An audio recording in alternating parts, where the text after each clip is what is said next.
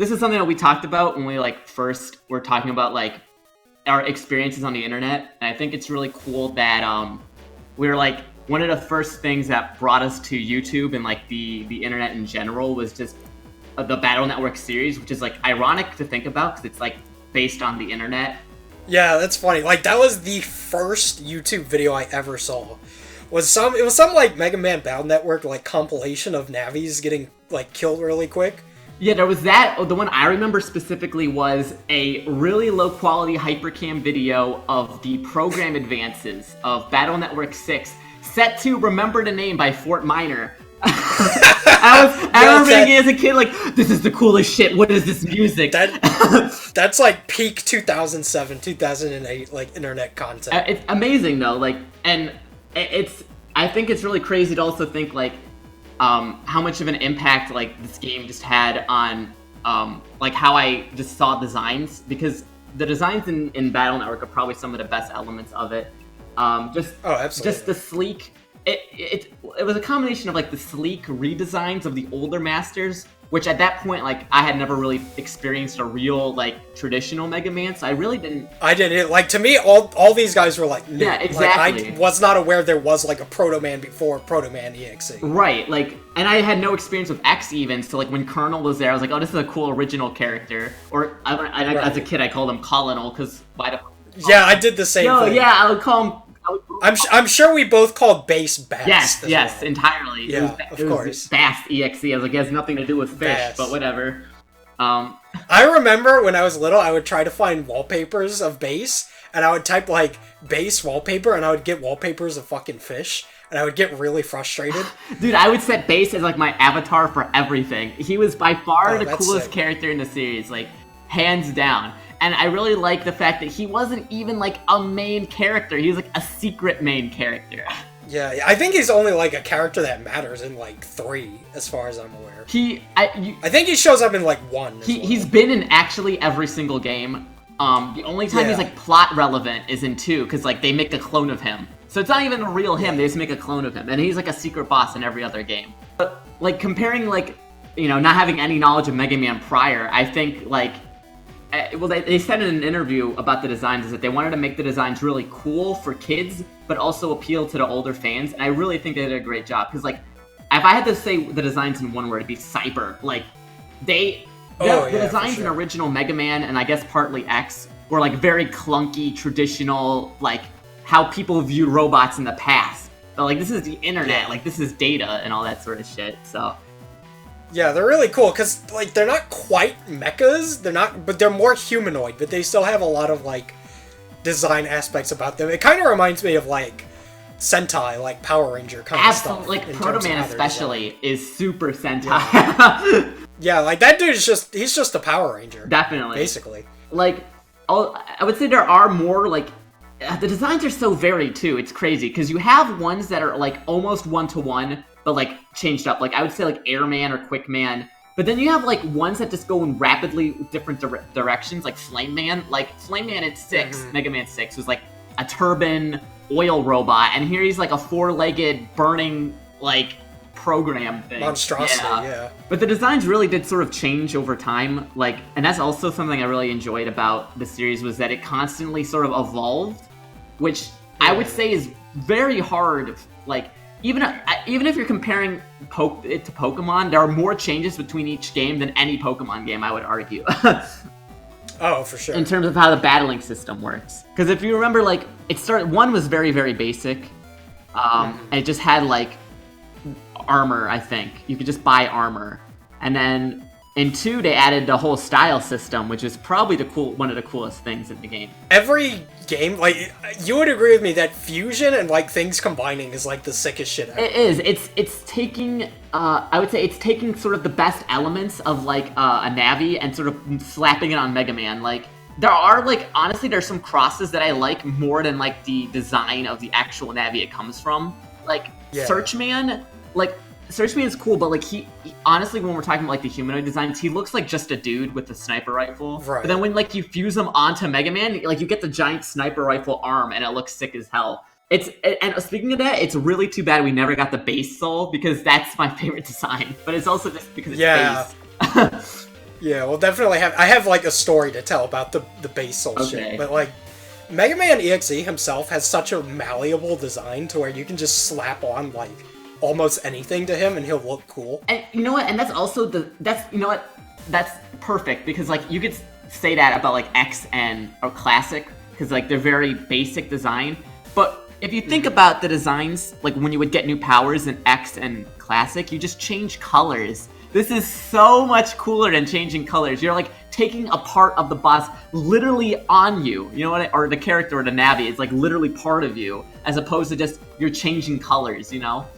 Yeah, and then like Mega Man loses his fucking mind and starts getting like the Chaos souls like in 5 when he fuses with Dark Chips, and then he gets the Beast out and he fuses with that and he becomes fucking like beasted out hybrid abominations. It's so cool. The way that they would like adapt Mega Man to the changes of the game were the coolest thing. Like starting off with like 3 when they added the really cool Navicust feature. I guess basically the best way to describe it is that people who've played Nier Automata, sort of how you add skills and sort of take away skills. It's like that but more complicated. You have like certain colors can't touch, you have a limited grid, it has to fit on a line.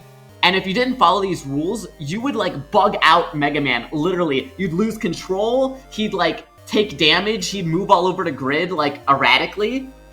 Like the ways that you could mess with Mega Man were really cool. Like again with the Beast Soul, if you used it too many times, you would lose complete control of Mega Man. He'd go ape shit. Yeah, that was something they loved playing around with, was like things that are harmful to Mega Man, like with Dark Chips and beasting out too much. It's like, but the payoff was like always there. It was like the risk-reward ratio sort of thing, which was cool because like especially in 3, they had like a specific style, I think, where if you just kept playing with like a buggy Mega Man, you get like an entirely different bug style. Like it really adapted to what game plan you wanted to do.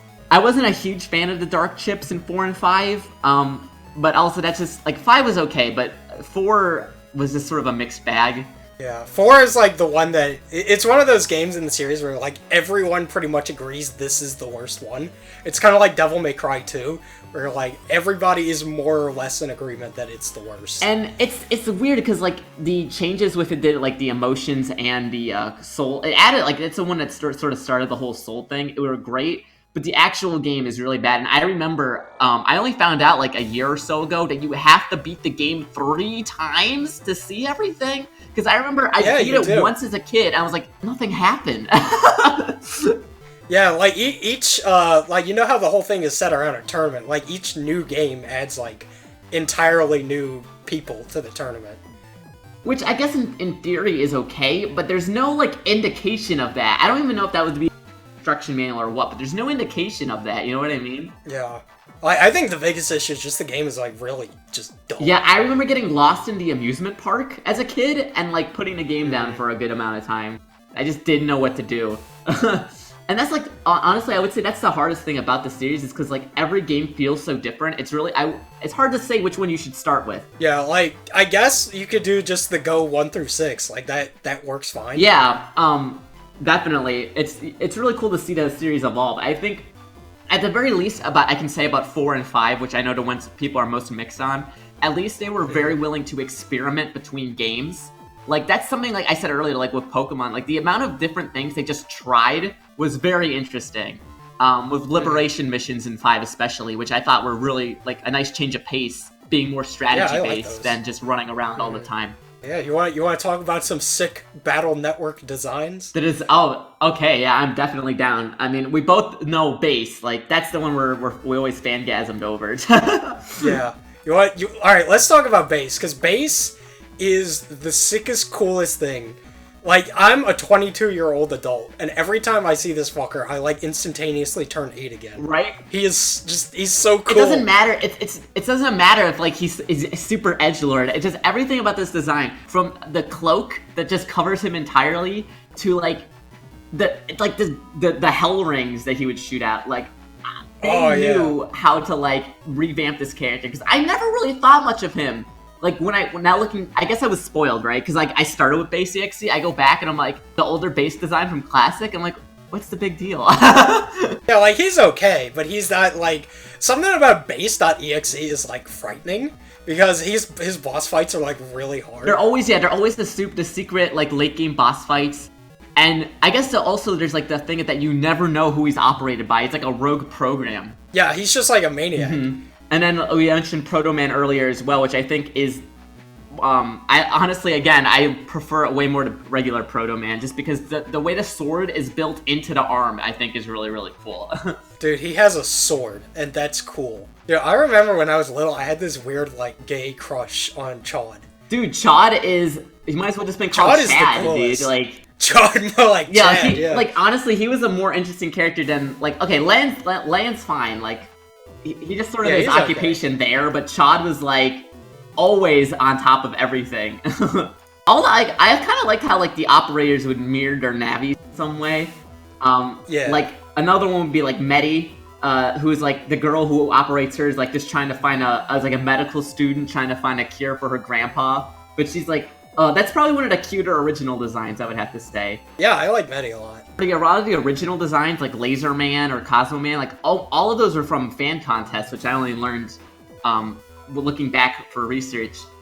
So it's cool that they still integrated, like, the community for it. And also what I found out was there was, like, a huge competitive scene for this game in Japan. The Link battling was very cool. I never really got to do it much, but... Yeah, I didn't either. I knew, like, nobody that owned these games. Right. Which sucked because they had the split version where you had to connect with somebody to get all... Oh, yeah. They started doing the Pokemon thing after, like, 3, I think. Yeah, and, like, I don't know. I don't know how I feel about that because, like, the biggest problem was, like, I felt like the gameplay... I guess, like, apart from 5 and 6, the gameplay differences weren't that big. Like, there's so, like, I would argue there's more differences between, like, the Battle Network versions than there are, like, the Pokemon versions. Yeah, it's very much the same with, like, different navis and chips you can get in each. I think Blue, though, compared to White for Battle Network 3, like, Blue was just way, way better than White in every single way. Like, in Blue, you get... I had White. You had White, so, like, you know Mr. Famous? Like, in White, he would just give you, like, tips. But in Blue, you could fight his Navi Punk EXE. There's like an entire separate boss fight locked behind versions. But if we're talking like other bosses that were really cool, I personally really like Dive Man. Because in Mega Man 4, Dive Man is just like, it's like a robot man with a submarine slapped on top of him. And it's like, he shoots missiles. But in 6, when you fight him, he's like a full-fledged submarine. He'll dive under the water so you can't hit him. There's all these coming out. He has giant crashing ocean waves as like an attack. They really like knew how to sort of take the designs of older fights and make it feel like they're more in place, I guess. Okay, so I have a story about Beastman. Okay. Beastman has like a weird special place in my heart because he was the net navi when I was like little when I was playing Battle Network 3, which was the first one I played. I was stuck on Beastman for the longest time. He had all those like really fast slashes, right? Oh, he was fast! Yeah. Because I remember in 3 as well, like fucking Drill Man was a nightmare. Those drills would at like Mach speed. Yeah, that game was like hard for little babies. But yeah, like Beastman was like the enemy of my childhood because it took me so long to beat him. Looking at him now, like he really isn't that bad, but like back then that was Mission Impossible. Was me beating fucking Beastman. I would say like between like Drill Man also, fucking Serenade is legendary. Dude, Serenade is like the stuff of legends. Like the discussions like during the playground would be like Serenade.exe, fucking like I don't know, how do you get Deoxys, and like is Sonic in Smash? Right? Like is Serenade real? How do you get Serenade? Like, is he real? Like there was never any doubt that he was real, but there was always such a mythical kind of like presence to him. He was kind of like Bass, except like spookier, you know?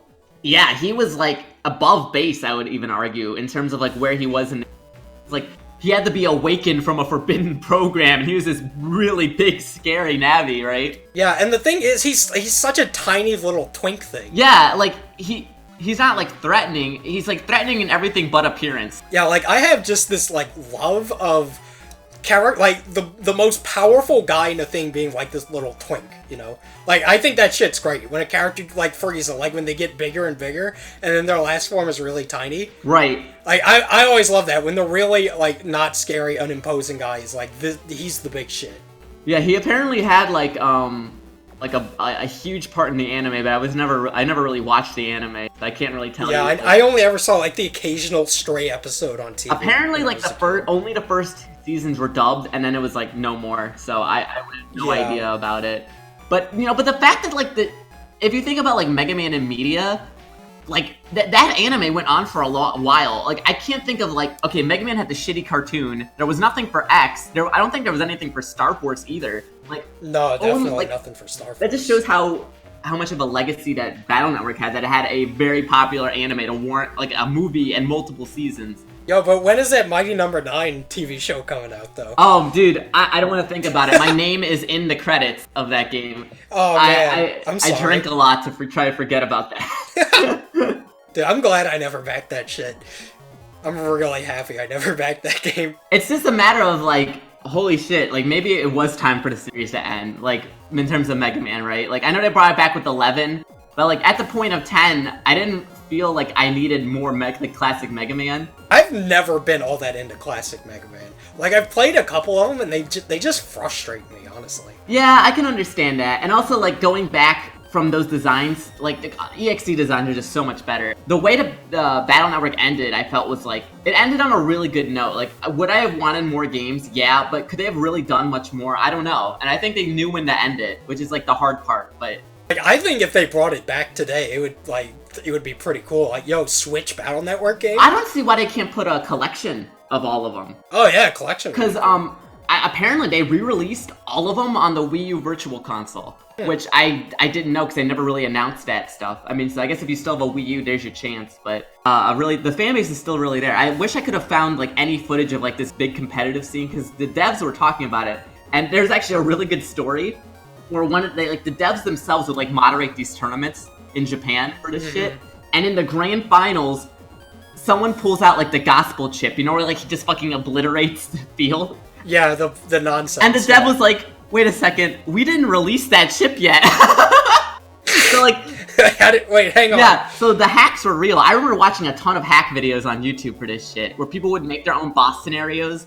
Yeah, that was part of the, like, I guess the appeal is that, like, there was so much stuff in these games that was, like, hidden content or, like, Japan only that added to this kind of mythical feeling. Because, they are quite big games. Like, you never quite know, oh, man, I bet there's a fucking Internet 2 hiding in just somewhere in the confines of one of the Battle Network areas, you know? Yeah, you could press R, like, on just random things in the overworld and go into them most of the time. So, yeah, every game had, like, there was a ton of depth to every single game.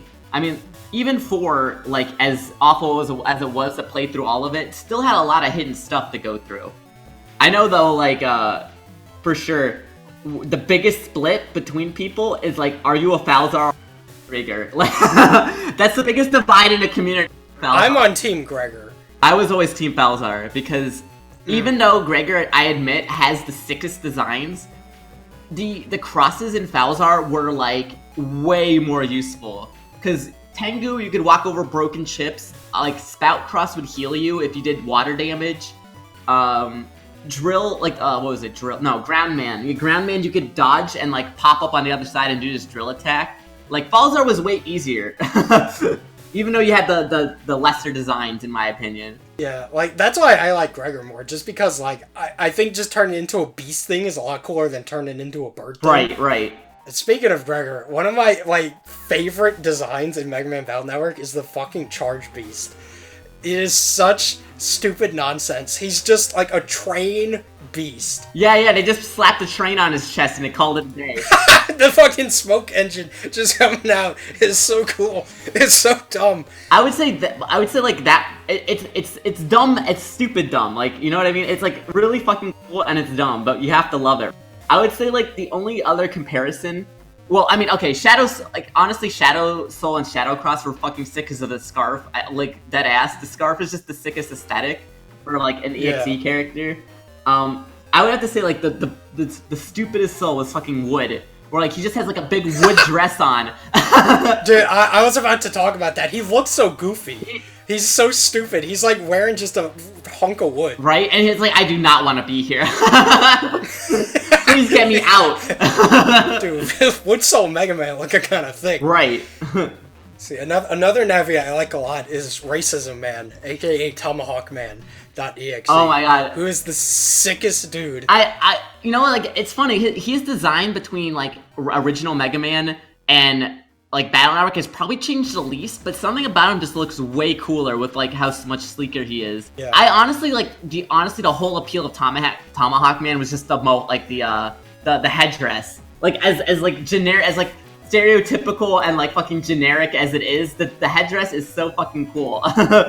Yeah. Was he in Team Colonel or Team Colonel? He was, I think he was in Colonel, actually. Yeah. I'm trying to think, because... I'm pretty sure he was in Colonel, but like, I liked him way more than Napalm Man.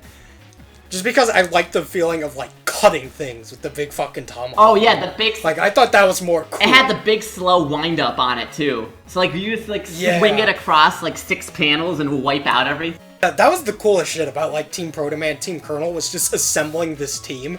Like, okay, we need like a stealth, like recon kind of guy, and we need like a power guy and a healer guy and a defense guy. Mm-hmm. Yeah, I like the 5, definitely like the team aesthetic was cool, because like honestly though, like having like Gyro Man was fucking sick, because like he could just be a helicopter. Yeah, like I remember that. Yeah, like you could just like like the whole thing of like, this is a rescue squad, we're gonna get him out sort of shit was really, really cool. I have always liked Number Man and Number Soul a lot. He was just like this recurring joke character, right? Yeah, Number Man is such a goofy fucker. Nobody would take him seriously. I think that's the funniest thing. But then, like, you get Number Soul, and he's got that, like, Mega Man has that dome on his head with, like, the checkerboard pattern, and it's the coolest shit. And he's got, like, the dice. Oh, I would argue Number Soul is, like, cooler than Number Man. Oh, absolutely. What would Number Soul do? Would it just, like, add, it would add, like, damage, wouldn't it? I don't even remember that much about how you would... Yeah, it was some weird thing where it, like, added variables to your damage, and I think your charge shot became, like, dice. He got, like, the time bomb, too, I think, too.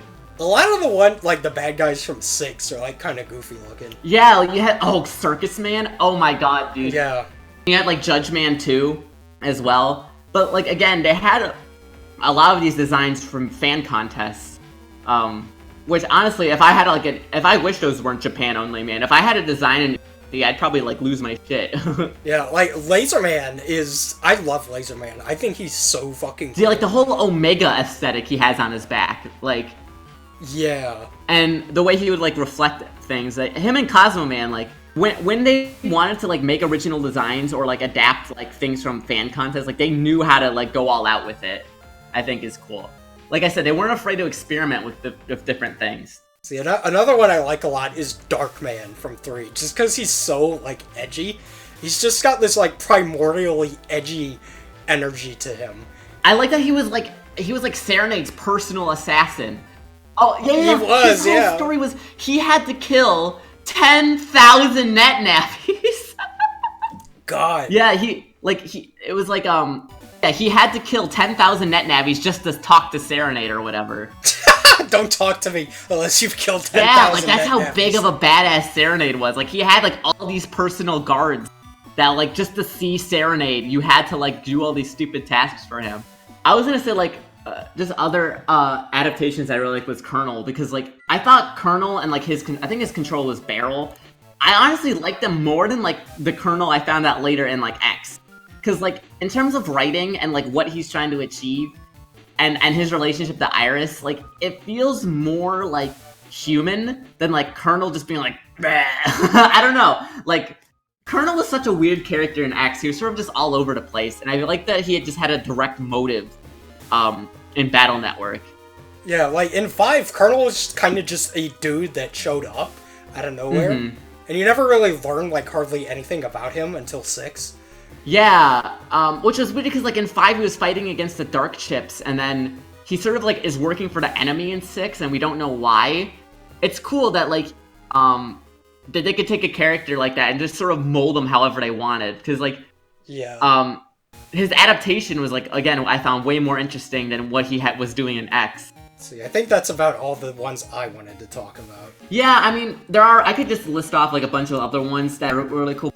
Not really that much different from what I said earlier about how they really took adaptations from the classic games and really just cyberized them and made them look a lot cooler. Like, just basic stuff like Wind Man and Plant Man, Metal Man, like all stuff that you could look up. Like, Napalm Man, was another one that was really cool. But just it's more about like less about the design specifically and more about how they were able to transform them into something that feels digital, you know.